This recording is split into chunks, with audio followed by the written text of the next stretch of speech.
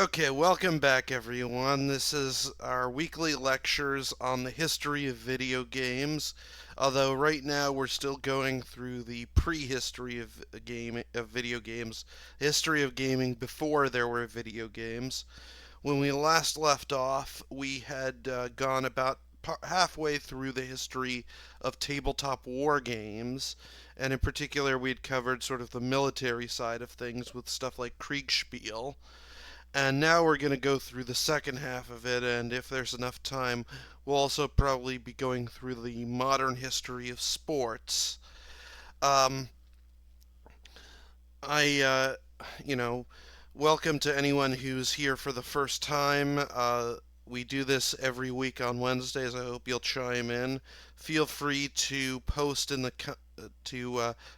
chat or in the comments so that you can and I'll try to answer any questions that you might have. I'll also be uploading the VOD for this will also be available for 7 days, and I'll be uploading this video to YouTube. So if you happen to miss this live, you can still check it out. And again, please feel free to chime in the chat or anything if you have any questions. I'll try to answer them to the best of my abilities. But yeah, let's get started. So, again, when we left off, we were going over sort of the modern history of tabletop war games, how they had evolved from the into the sort of more computerized military planning that we have today, as well as how we still have the International Kriegspiel Society. But now it's time for us to take a look at the more consumer side of things. Now, while Kriegspiel was successful with militaries, it failed to garner much popularity among the general public. Really, the first war game to really go and get mainstream popularity was Little Wars, which was published in 1913 by science fiction author H.G. Wells. And if that name sounds familiar to you, that's because he's well known for having written stuff like The Time Machine, War of the Worlds, The Invisible Man. He's kind of one of the great fathers of science fiction.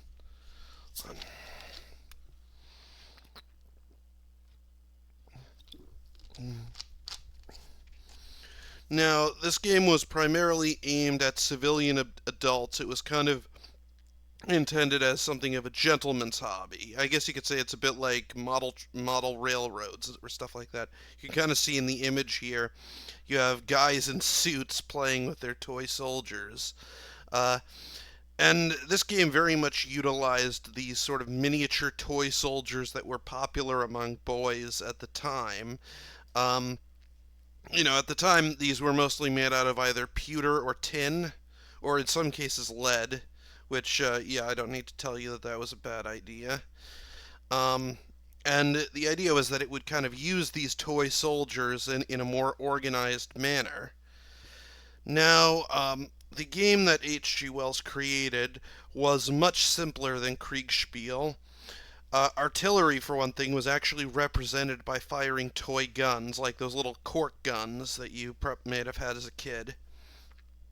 And it very much encourages players to win with as little loss life as possible. And it was very much intended as kind of an alternative to warfare, a kind of more civilized take on warfare rather than actually going out and killing each other. This is very much in keeping with H.G. Wells, since he was very much a pacifist, and and admittedly, that would end up being a touch naive, considering that this came out in 1913, and the following year would see the First World War.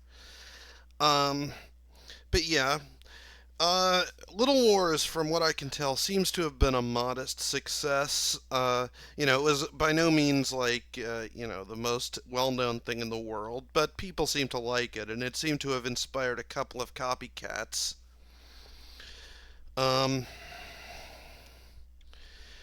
Granted, the advent of the First World War led to a serious decline in the use of civilian war games, again, among civilians, at least in the decades to follow, because then you had the First World War, you had the interwar period, and then you had the Second World War.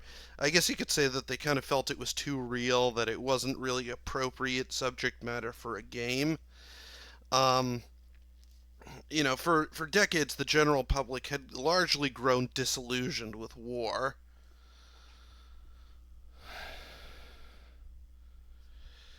Let's see.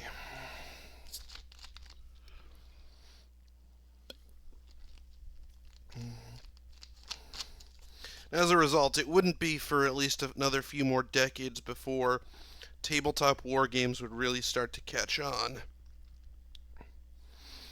One of the first examples of this was the game Tactics. Tactics was created by Charles S. Roberts. He was a Maryland National Guard infantryman. He created it in 1954. And unlike previous commercial war games that utilized toy soldiers, Tactics instead used cardboard counters. Everything that you needed to play came inside the box, so you didn't have to buy any external stuff. And it was heavily inspired by this sort of contemporary military and sort of warfare of the time, in particular that of the Korean War. And it was fairly popular. Charles S. Roberts would end up creating his own company based on this, and he named it after the town where it was housed, Avalon, Maryland. And of course, this leads to the company, Avalon Hill. Now, if you know anything about Avalon Hill, they were kind of the name in tabletop war games, and to some extent, I believe that they still are. Although I think that they've been bought out since then. Um, and there are other companies that do it now, but it was incorporated in 1958, and it would really help to popularize the hobby of wargaming with dozens of successful games.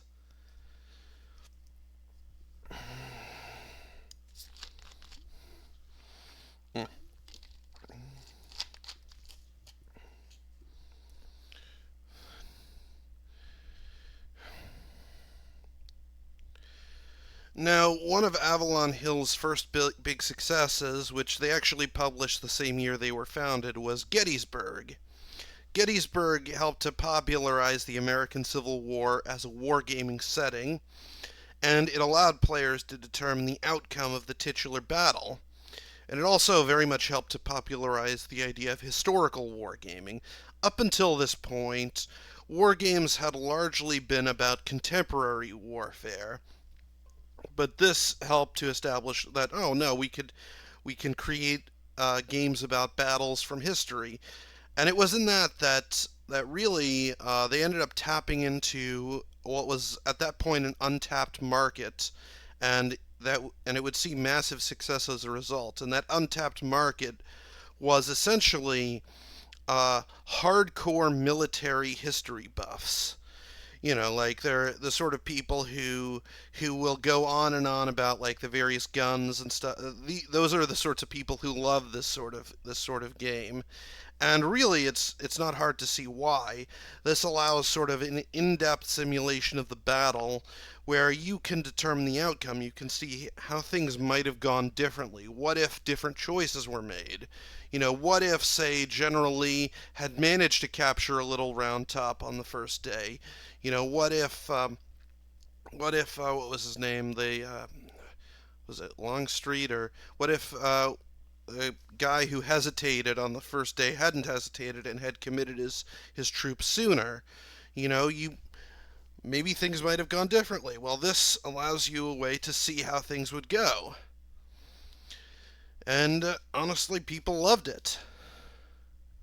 This is sort of an image of it. Again, you can see the sort of cardboard counters, how each one kind of represents different units.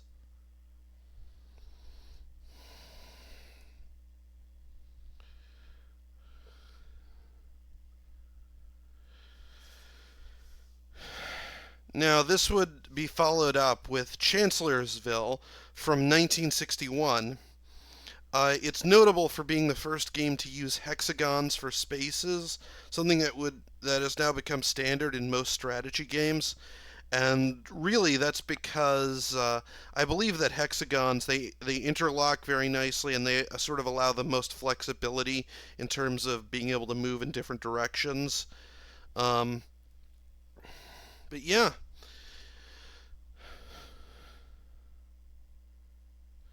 and of course they would just release a ton of various strategy games based on pretty much every famous historical battle imaginable. You know, you have these are just a few examples here. You've got Stalingrad, Bismarck, Waterloo, Britannia, Africa Corps, Caesar's legions. Like anything you could imagine, they've at some point made a strategy game about it.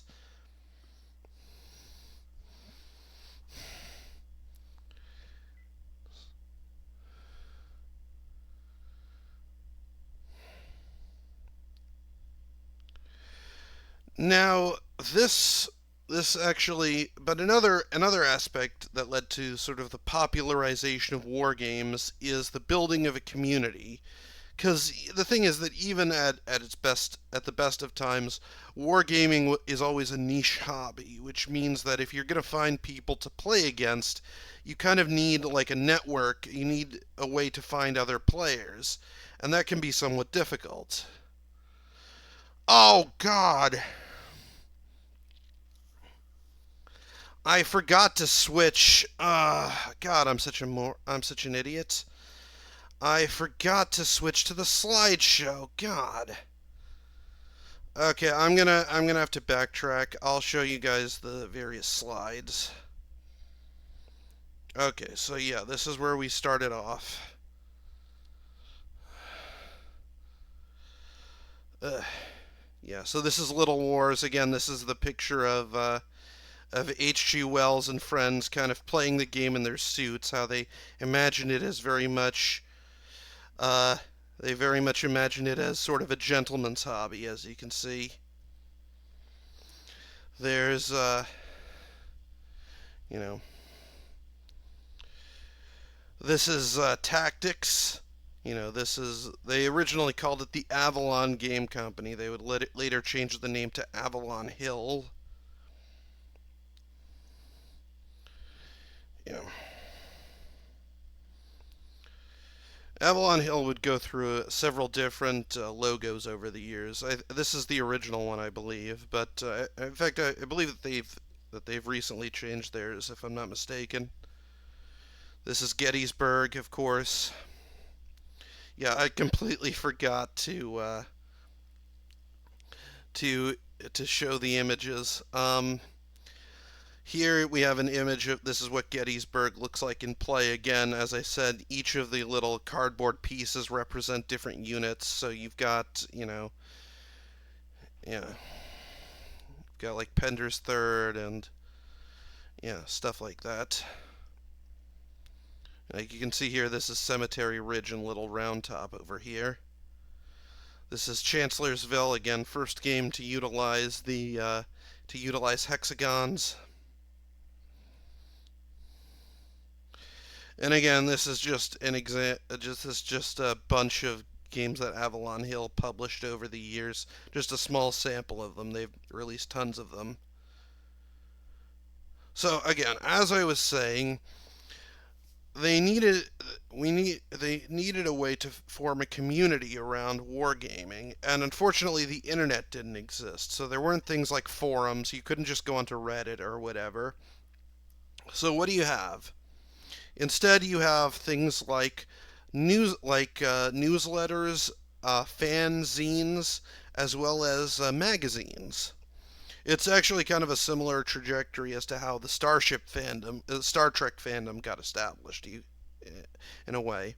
First off, there's Donald Featherston's Wargaming newsletter, which was a highly influential fanzine published that started publishing in 1962.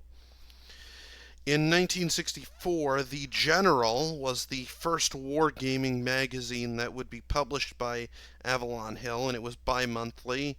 And for a while, I believe it covered strategy, industry news, history, and more.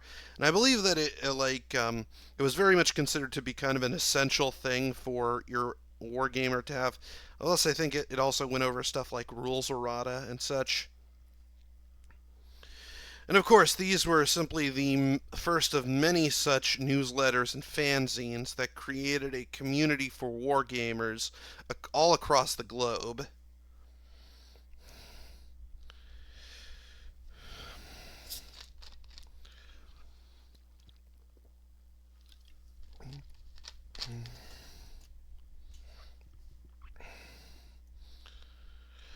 Now, the popularity of modern wargaming further decreased during the 1960s and 70s due to the Vietnam War and the accompanying hippie counterculture. Games really started to shy away more and more from portraying modern conflict in favor of more historical and even fantasy based settings. And eventually, it started off somewhat contemporary, like the first war games you can kind of see are more like the 1800s.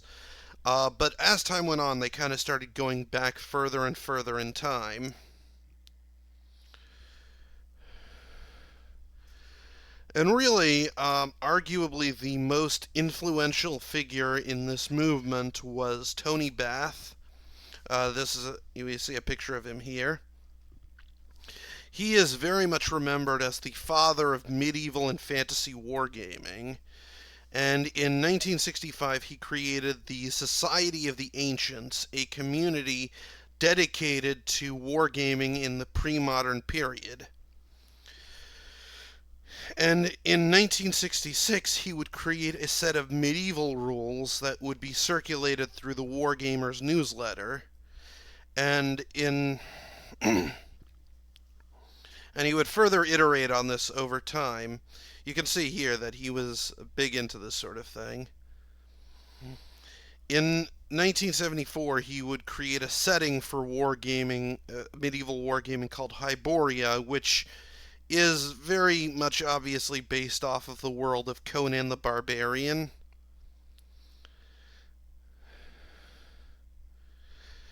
And well, one thing that is one, of course, interesting story that would emerge from this is that in 1971, Gary Gygax and Jeff Perrin would create a medieval war game called Chainmail. And the thing about they would release a second edition of it. It was originally intended to be more historical medieval stuff, but but the following year they would release a second edition which added additional fantasy elements as optional rules. What started to happen is that people let's see is that people started wondering, some people started wondering, well, what happens to these guys when they're not in these massive army battles? What if they go off to go do things on their own? Maybe they go off on their own quests. What happens to them then? And this led to, in 1974, an accessory that was created for chainmail that allowed players to control individual units and take them on fantasy adventures. And it was called Dungeons and Dragons. Yes, this is the origin of D&D. And in fact, the original version of D&D came in a large white box that was actually larger than it contained a lot of extra space in it. And the reason being is that you were expected to put your rule books for chainmail in the case itself. This also kind of explains why early D&D was very harsh, why you could die very easily in that game, because originally you weren't playing as a hero, you were playing as just one of the random mobs who maybe could aspire to one day become a hero. But yeah, I think that's very interesting. Now, of course, the whole fantasy thing would and of course sci-fi. Over time, these it became kind of more and more the settings became more and more outlandish, and this would eventually lead to things like Warhammer, which we will discuss at a later time. Now, historical wargaming remains a niche but dedicated hobby following to this day.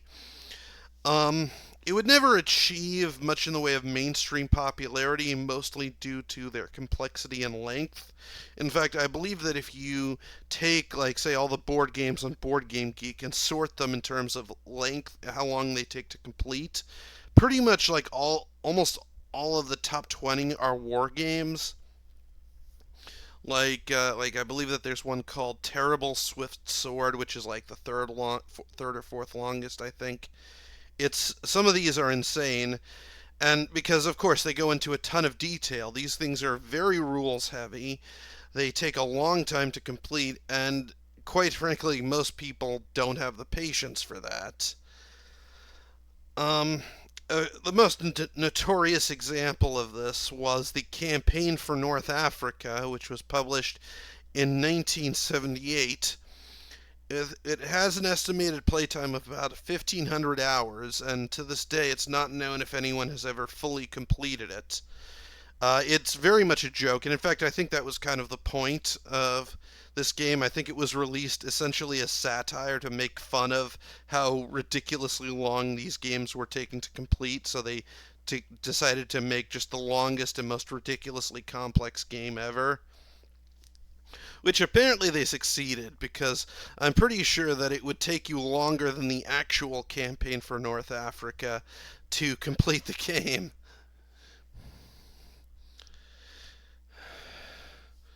So, in conclusion, wargaming has a long and storied history.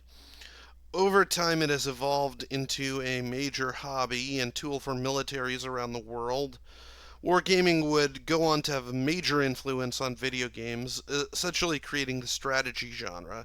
And in fact, actually, if you look at sort of the earliest computer strategy games, many of them were literally just straight up like adaptations of the tabletop games. Like literally, they just took the tabletop games and and uh, and just did all the math with the computer. So, for example, the first computer war game, I believe, was Computer Bismarck, which was literally just an adaptation of the board game Bismarck. Everything from Advance Wars, StarCraft, and Final Fantasy Tactics takes direct inspiration from these earlier games. And I guess in a way, they were able to sort of achieve the mainstream popularity that that the tabletop versions weren't, because it was made because of course you could, with the advent of computers doing all the hard work for you, you didn't need to, you don't need to do that, you don't need to follow the rules that much. Wargaming as a hobby would go on to achieve even greater heights in popularity with the rise of Warhammer in the 80s and 90s, but we will explore that at a later date. That'll be part of the main course. Once we get to the 80s and 90s, we'll discuss the influence of Warhammer and the importance of it. But yeah, that is the history of wargaming. Does anyone have any questions here?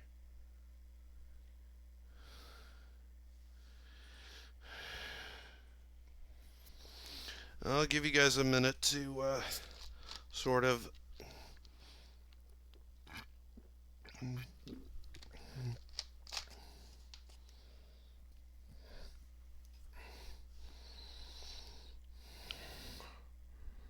Okay, that's good to see you're good. Okay, so next we're going to move on. We are going to talk about the history of modern sports. Now, when we last left off in, I believe it was lecture 2, yeah, it was lecture 2 when we did this. Man, we're already on lecture 4. Hard to believe I've been doing this for a month. But hopefully still a lot more to come. Um, we saw the emergence of various sports throughout history, including a number of which that are still played today. But the thing is that by the 18th century, we still don't have modern sports culture as we know it today. There were no universal standards. There weren't really like sports clubs or leagues as we might think of them today. A sport might often have wildly different rules depending on where it was played. We didn't really have stuff like organized team play or like world championships or stuff like that. We still don't have the modern concepts of athleticism and sportsmanship. Now, yeah, there was some athleticism in the past, obviously, but it wasn't in the same way that we think of it today.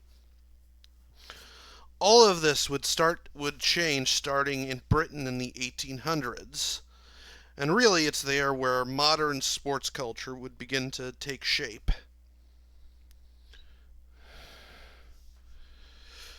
Okay.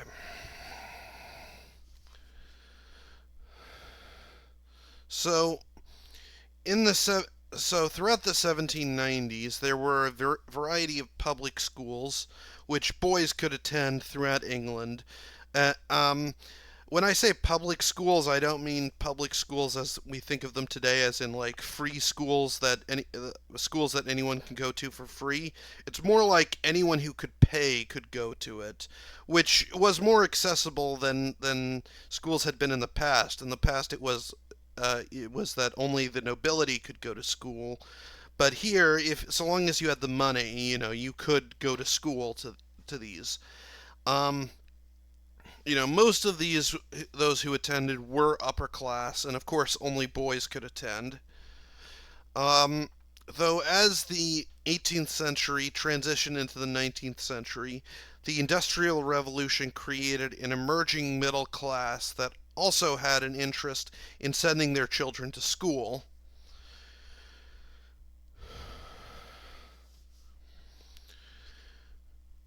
Now, often students came from very far away, and you could actually think of these as more like boarding schools than the public schools that we have today. And in 1790, the house system was developed to basically house all these students and have them go to school, wherein students would stay in specific buildings where they would sleep, eat, and study together while away from home.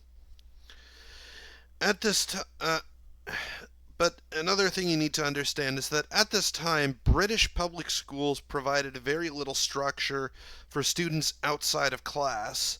Students often had plenty of free time, and students didn't feel that they had any responsibility for students outside of class. Um, it was kind of felt like for teachers, like their responsibility ended the second the class ended. And as a result, the result was what came to be known as boys' culture. These boys, they were far away from home. You had a mixture of boys from different age groups, from basically like elementary school all the way up to high school. And as a result, the boys were often extremely unruly, bullying was rampant, and students often brutalized each other. Um, but they also often played sort of loose games with each other. These games were very ad hoc and highly unregulated. You could say it was kind of very Lord of the Flies, if you will. The kids kind of sort of created their own mini society, and the results were often pretty wild.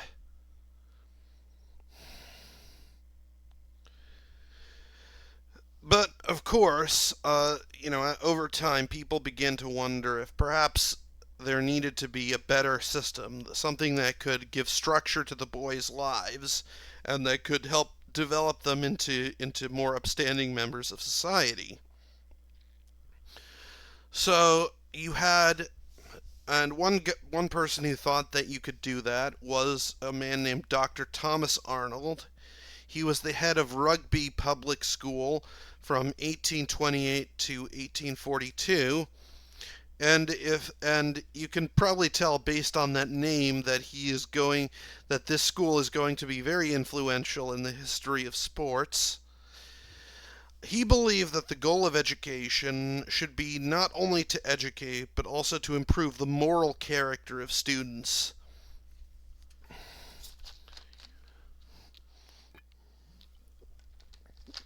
He believed that he wasn't just teaching students, but he was also trying to mold them into upstanding members of society. And to this end, he sought to bring an end to the unruly behavior and redirect that energy into something constructive. And of course, and the thing is that he understood, and this is kind of where his brilliance lies. He understood that simply forcing discipline on the boys would only cause them to resent him. It would only cause them to act out even further if he just cracked the whip and forced them to do everything he said. So instead, he sought to sort of reshape the boys' lives in order to,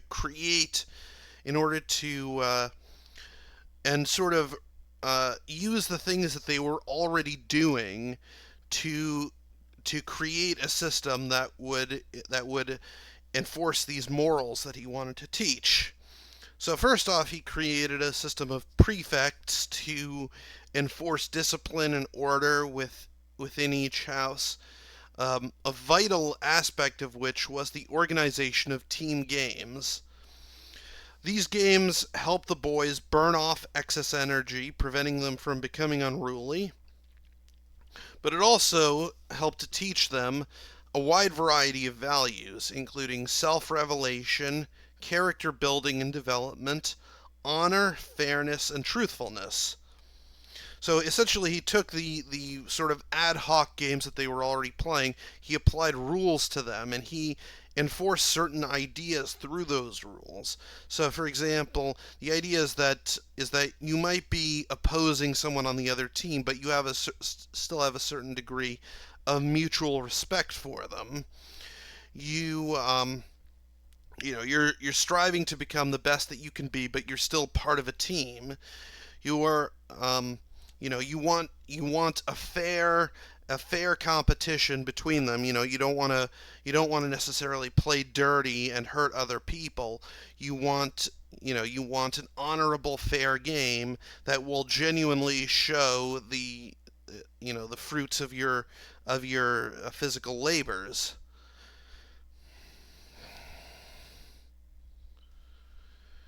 And over time, the rules for these sports were standardized.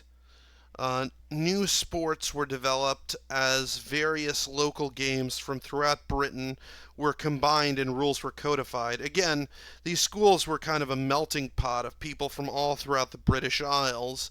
So, so you might have someone from one town who has like a specific sport that they play, and another person from another town, and they might combine them or they might like modify them. And of course, a good example of one game that emerged from this process was was named after Dr. Thomas Arnold's school, and that was rugby football. You know, organized play was established, allowing for competition not only within members of the same house, but also between different houses within a single school. And some of you might be thinking, and I know I was thinking this when I was researching this. Wait a second, different houses where students stay, that then compete against each other in sporting events. This sounds a lot like what you see in Harry Potter at Hogwarts. And indeed, that's not a coincidence. It's very much based on this sort of system of inter-house competition that still exists in British boarding schools today.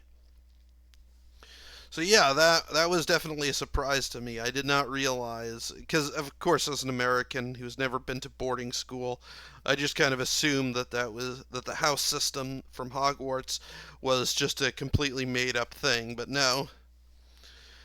Um Now, this system would prove to be a massive success, leading to its adoption in schools all throughout Britain. And soon, those schools themselves began organizing sports competitions between each other. And of course, in order to have competition between multiple schools, they all need to agree. You need to have organization, and you also need to have. They all need to agree on a common set of rules, which again helped lead to further standardization.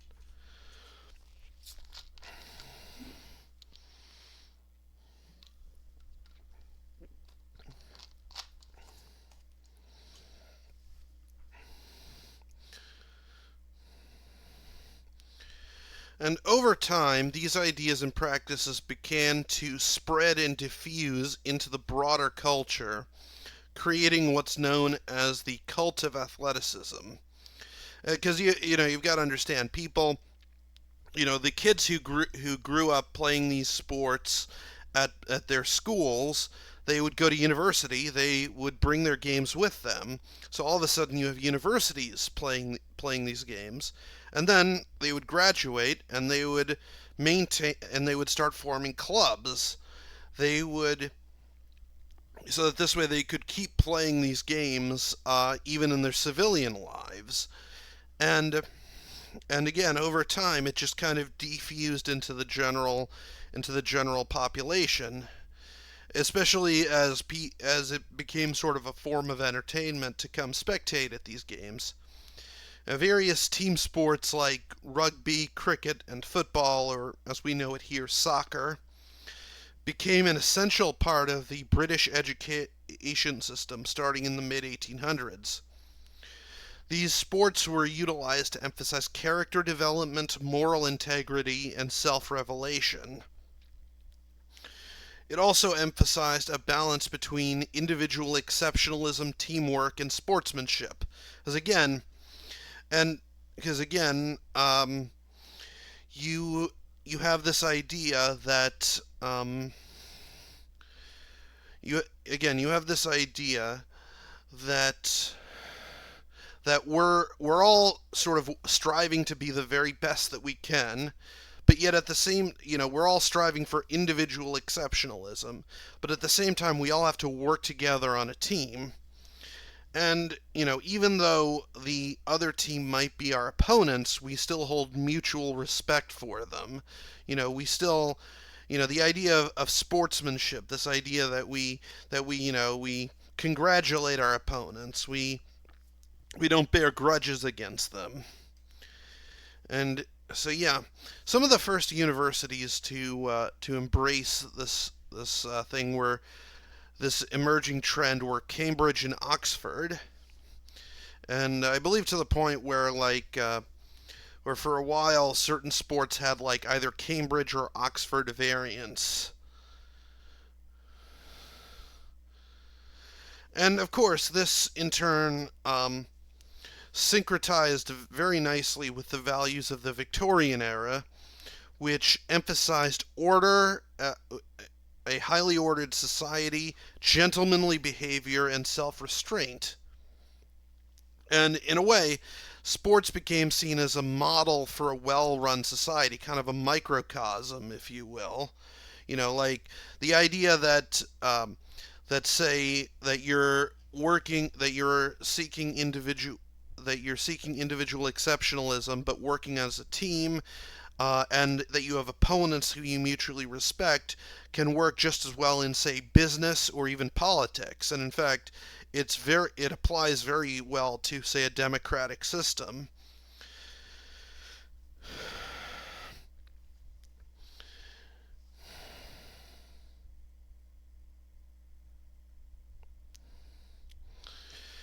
And of course, in the 1800s and early 1900s, the British Empire would reach its peak, almost controlling almost a quarter of the world's landmass, which is insane.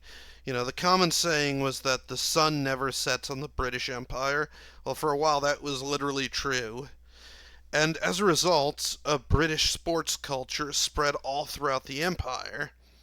Because obviously what would happen is that after school, or sometimes after getting out of school, These kids oftentimes would join the military. They would sometimes be posted to various places all throughout the world, and they would want to keep playing. So they'd play among their fellow soldiers. They'd form sort of military sports leagues. They'd also sometimes play with the locals. They'd introduce these games to the locals and play with them. You know, oftentimes these guys would become administrators, soldiers, and settlers in Britain's overseas territories. And beyond that, also, sports were viewed as a kind of civilizing force, as we kind of discussed last time.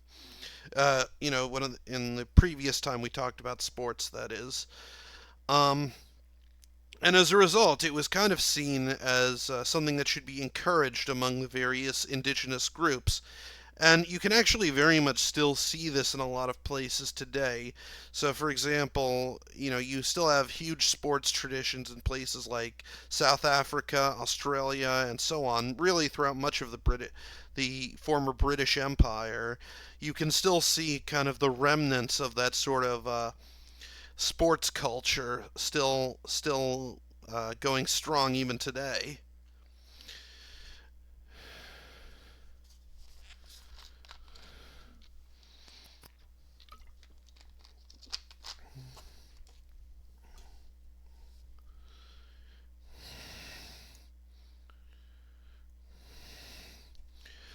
Now, sports culture was initially somewhat limited to the English speaking world, but one man who helped to spread it was named Pierre de Coubertin.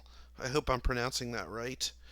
Um, he would very much lead the charge in bringing it to France, and from there much of Western Europe. He believed that it could greatly improve the French education system, as well as foster an attitude of international cooperation and friendly competition among the various nations of Europe. Um, However, this initially was met with not a small amount of controversy and hostility. Countries at the time, countries like France and Germany, emphasized a system of education that very much valued sort of blind and unconditional obedience to authority, Germany especially, which, I'm sure that certainly will not come back around to cause problems in the future. Um, as a result, sports culture, with its emphasis on sort of teamwork and mutual respect and individual exceptionalism, was viewed with a great deal of hostility at first, and it was seen as a foreign influence that was radically liberal and progressive at the time, which kind of shows that I guess it kind of shows that things that were seen as radical back then we kind of just take for granted right now, oftentimes. Um, Of course, Coubertin would later go on to help co-found the modern Olympics, which we will get to in a bit.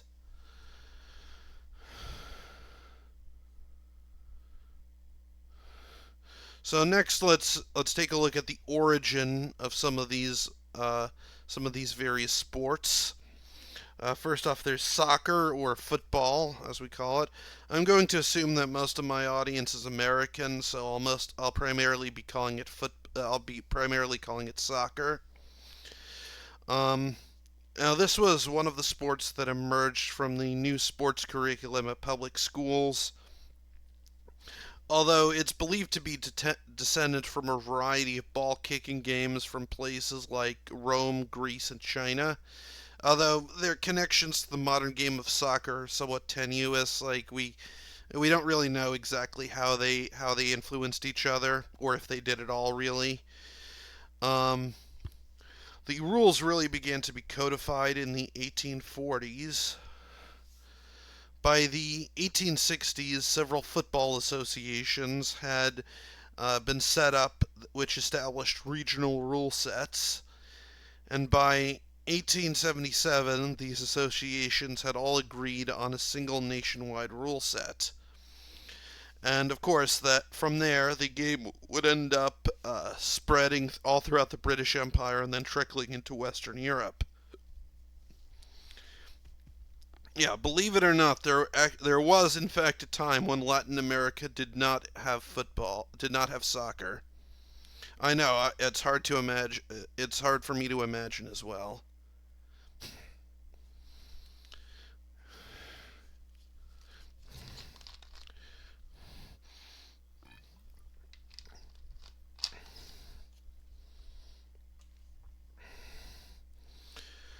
Now, by the 1800s, various amateur and professional soccer, by the late 1800s, that is, various professional soccer leagues had begun appearing all over the world. And in 1904, the Fédération Internationale de Football Association, man, I'm probably mangling that, or FIFA, was founded to facilitate international soccer matches. It originally consisted of only 8 members, but it has since grown to over 200 members as in countries. Um, the First World War saw the game being widely played among soldiers of all nationalities, and in fact, uh, even during the Christmas truce of 1914-1915, it was played between the British and the Germans, sort of a way for them to bond over the shared horrors of war. In 1930, the first World Cup was held in Uruguay, and today the sport is estimated to have about 3.5 billion fans. Yeah, that's with a B, which accounts for roughly 42% of the global population, which, if you ask me, is absolutely insane. And really, the secret to soccer's success is its accessibility. Virtually anyone can play it with nothing more than a ball. I'm sure that we all played sort of ad hoc games of soccer as a kid. We just need a ball, we need something to represent the goals, like maybe some rocks or something, and there you go.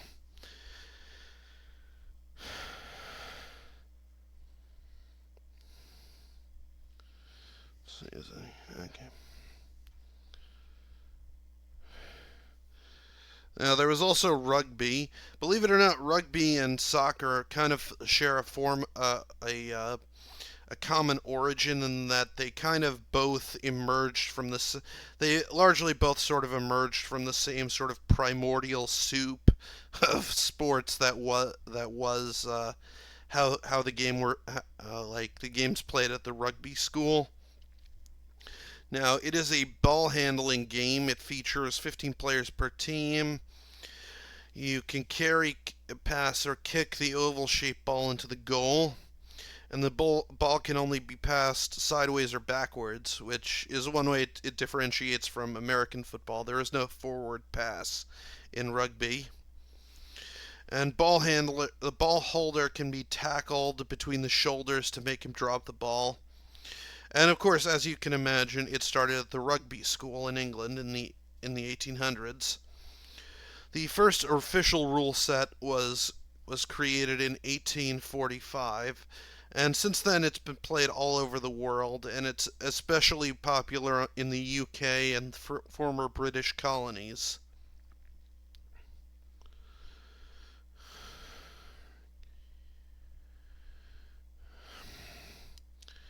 Now, American football, which is obviously descended from rugby, it began as a hybrid of soccer and rugby that was played informally on American college campuses. And you might be thinking, and in fact, that's the reason why we call it football. It's because, it's at least partially descended from soccer, which was called football.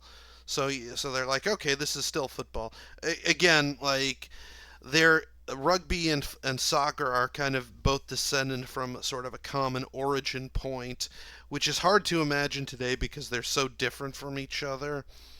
But yeah, um, the first intercollegiate football game was played in 1869 between Princeton and Rutgers. The rules would be changed over time in favor of greater rugby influence when the sport was adopted by Harvard. And in 1876, the Intercollegiate Football Association was formed by several New England colleges.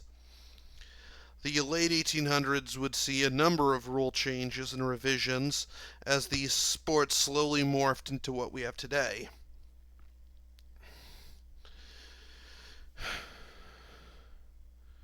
Now, instrumental to this process was Walter Camp.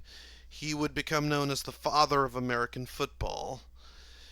Now, the process of football morphing into what we have today did not always go very smoothly, such as in one particularly infamous incident in a game between Yale and Princeton in 1880, wherein the exploitation of a loophole in the rule resulted in what is commonly referred to as the most boring game of football ever played, wherein Princeton simply held the ball for an entire half.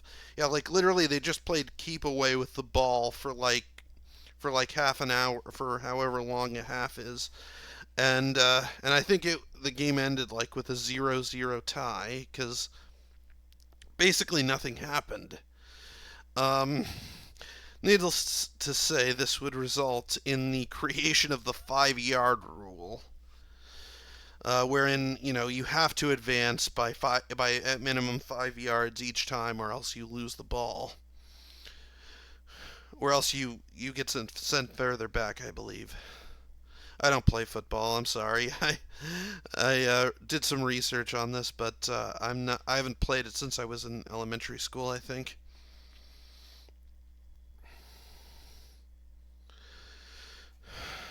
Now, another major concern, as you can imagine, was safety. Originally, players didn't wear any safety equipment, and in fact, sometimes they would even utilize spikes and metal plates on their shoes to cause greater harm to other players. So yeah, it was kind of a war zone out there. This led to a significant number of injuries and even several deaths. And in particular, 1905 would go down in history as the deadliest year in football history, with a whopping 19 fatalities, which, again, that's insane. Like, there are wars that have seen less fatalities than that. Um, and this, in turn, of course, led to calls by the general public to have the game banned. Because, again, it's hard to support a game if your child might die playing it. Like, But over but over time, more and more safety measures were introduced, such as the first headgear in 1896, although it took a while for a lot of these measures to be universally implemented. And over the years, numerous controversies would arise over the violent nature of the sports, with numerous changes being implemented to make the game safer. In fact, I believe that in particular the forward pass was originally created to make the game safer. Um, but yeah, and in fact, these controversies continue even to this day, where there's some debate as to the sort of the long-term health consequences of playing football, especially like at high levels, like in college.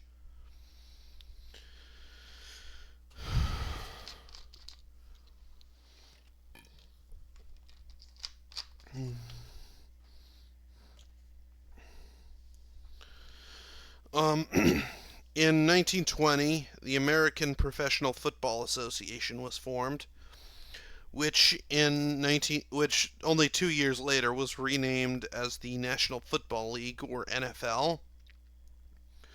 1933 would see the first NFL championship game, and in 1967 the NFL was merged with the American Football League, and the ensuing championship game that year was the first Super Bowl. Since then, football has grown to become the U.S.'s most popular sport, with over half the population self-identifying as fans, which again is insane. Like, I didn't know it was that popular. The sport has struggled to gain much of a foothold outside of the U.S. for one thing, rugby is far more popular in a lot of countries.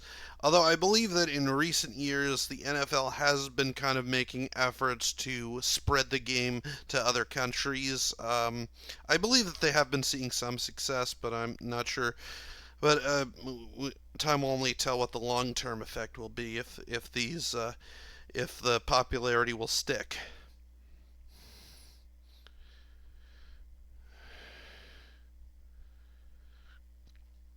Okay. So next, we're going to talk about hockey. Now, the first incarnation of hockey was called field hockey, and it was descended from a wide variety of ball and stick games from both the old world and the new, some of which we discussed last time, like lacrosse. You know, influences including, as well as sort of the Irish game of hurling. In France, the game is called hoquet. I think that's how you pronounce it, which roughly is the name for a shepherd's stick. Um, and it was uh, and and it's likely where we get the word hockey today.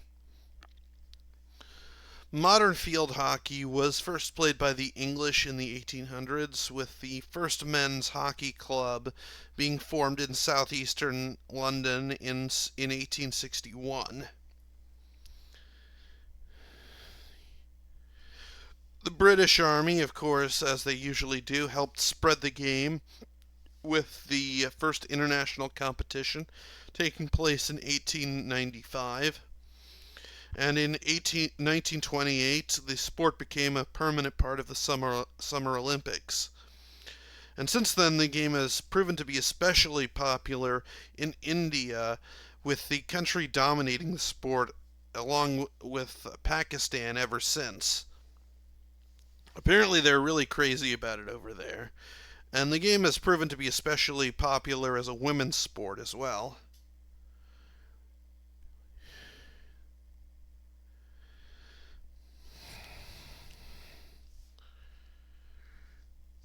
At around roughly the same time, ice hockey began to be developed in Canada.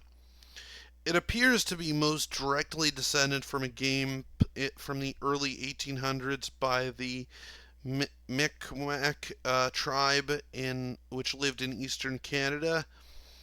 They had been influenced by hurling, it appears, but had replaced the ball with a wooden block. Some of this, again, some of this is a little murky, and some of the sources that I looked up seem to sort of contradict each other. So if you know any, if you, so what I'm saying might be a bit inaccurate. I'm not 100% sure. Um, the game was then spread throughout the country by British migrants and immigrants and soldiers, and it eventually evolved into an informal ice game called shinny. Eventually, the game started utilizing ice rinks, which were originally created for curling. Before that, it was largely played on things like frozen lakes. So yeah, hockey rinks were not originally for hockey. They were created for the sport of curling, which if you've never seen it, it's a game where you slide big sort of stone rock along the ice with the idea of getting it into the center of a target. And there are sort of two people who brush the ice in order to make it speed up or slow down in order to affect its accuracy. Um, the first recorded use of a puck for hockey occurred in 1860. Now, throughout the late 1800s, the rules were gradually refined into what we have today, and greater safety precautions were implemented.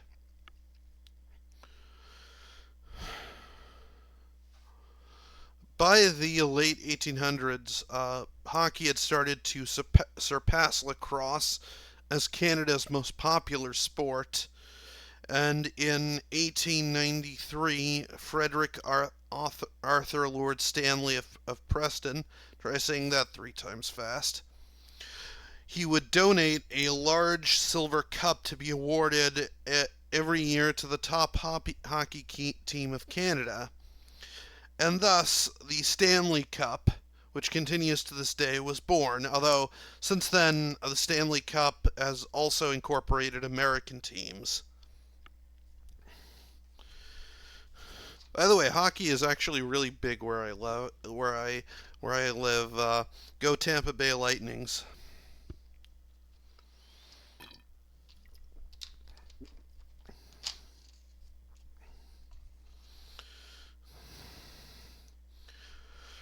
By the 1890s, the game had also was also starting to be played in the United States, and in 1910, the National Hockey Association was created, which coordinated professional hockey games in both the Canada and the U.S. Yeah, despite the fact that it's called the National Hockey League, it incorporates both U.S. and Canadian teams, which is a little weird. At least I think it's weird, but because usually when it's national, that means it's only within a single country. But I don't know.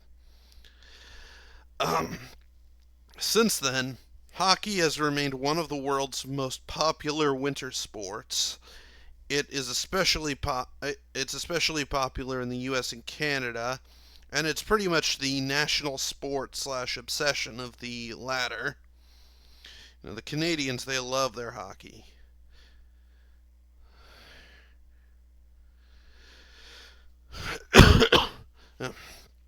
Still not fully over that cold from a few weeks ago.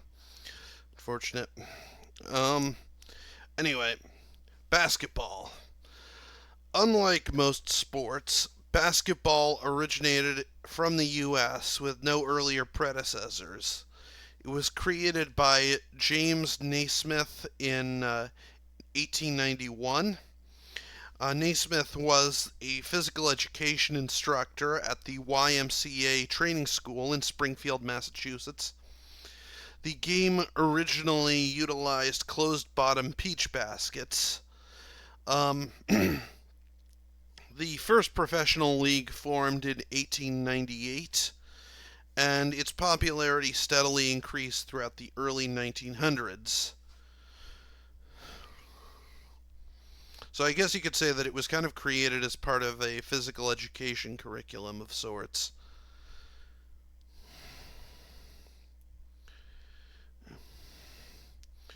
Now, basketball was later introduced to the Olympics in 1936, with the NBA being formed in 1949, and it has since spread to many parts of the world. Although it's still most popular in the U.S., where it's commonly played on playgrounds and gymnasiums.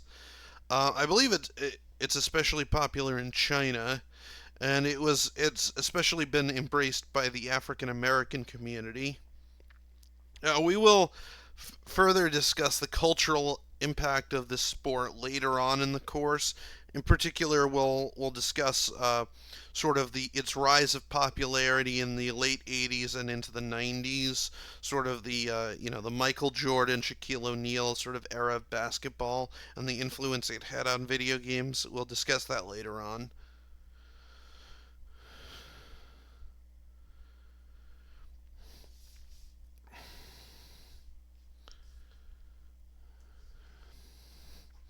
So next up is Rounders. Rounders is an English ball, bat, and field game. It is the predecessor to baseball, with the first recorded reference to it being in 1744. It's still played today, but it never really became much of a mainstream competitive sport. And you can kind of see from the layout here that it was somewhat different from what we have today. For one thing, there were four bases instead of three that you could run to. Well, I guess in the modern game there are four, but it was laid out differently. I'm not too familiar with the exact differences between the two games, but well, for one thing, I believe that it was never like that. The size of the field was always much smaller with rounders. Um, yeah, it wasn't until later that they introduced like a large baseball fields like we have today.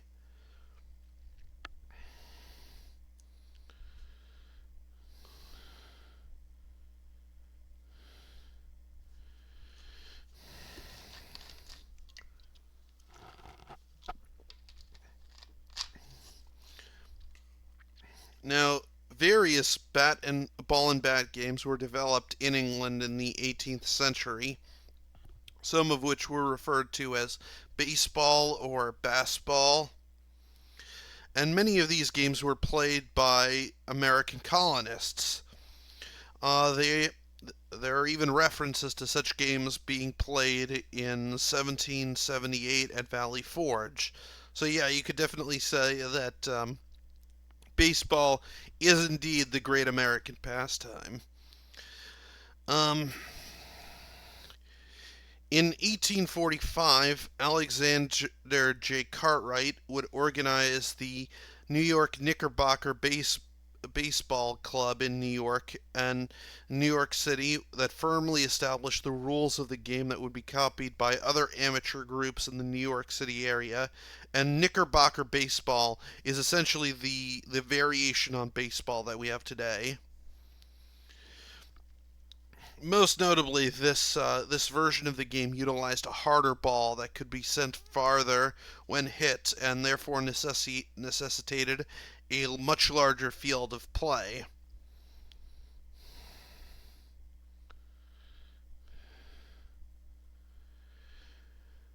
During the American Civil War, soldiers from New York and New Jersey would introduce the game to other soldiers from throughout the country.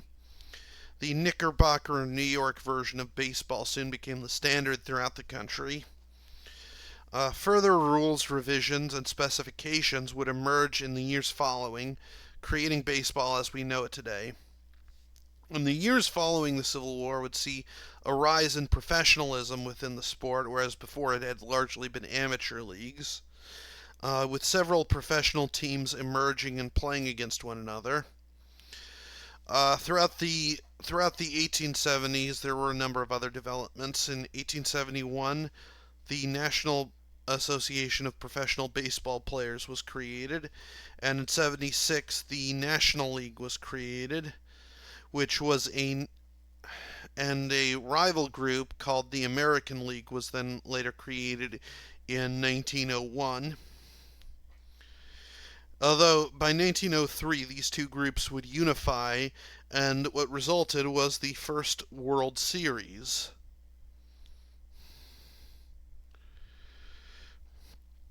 The sport would continue to gain popularity throughout the late 1800s and into the 1900s, and in particular it would spread to several other parts of the world, including Cuba, the Dominican Republic, Puerto Rico, and Japan, where it remains very popular to this day. I believe in Japan it's pretty much their national sport there. They love it. And of course, by around this time, baseball had become a major cultural phenomenon in the U.S., with it being firmly entrenched as America's national pastime. It was the sort of thing that it was very common for people to go see a game as a form of amusement, for example. And and indeed, the period between 1920 and the end of World War II is generally considered to be the golden age of baseball. This was kind of the era of players like Babe Ruth, for example. Since then, the popularity has declined in the U.S. in favor of football, but the sport is still widely played and enjoyed. And actually, what you can see here, in Japan, kind of there was what was known as was it I yeah, it was called diamond diplomacy, which was essentially a way that the US and Japan were kind of able to bond over their shared love of baseball. This was done both in the years up to World War II as well as following it, especially because a lot of the soldiers who ended up getting stationed in Japan during the post-war occupation, they ended up playing baseball with the various civilians and military there, and and it's kind of just one of the ways that the U.S. and Japan have kind of gotten along with since the beginning, as well as kind of helping to sort of heal the wounds from World War II a bit.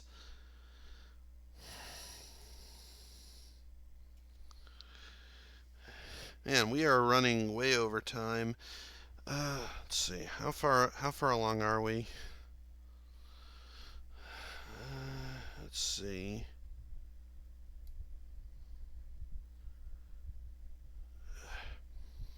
Okay, let's keep going because this is not a good stopping point. Okay.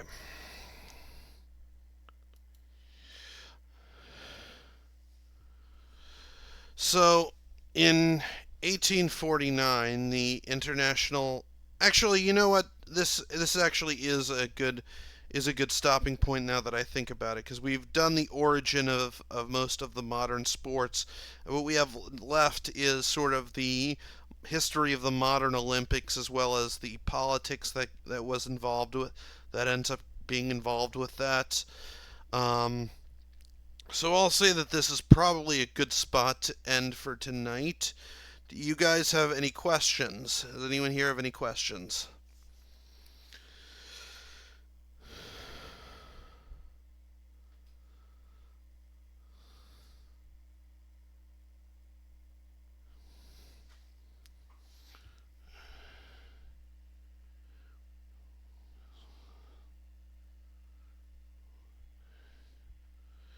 Yeah, and then after that, I believe is the history of the modern history of board games. So yeah, we're kind of running over time right now. So, yeah. Any questions at all?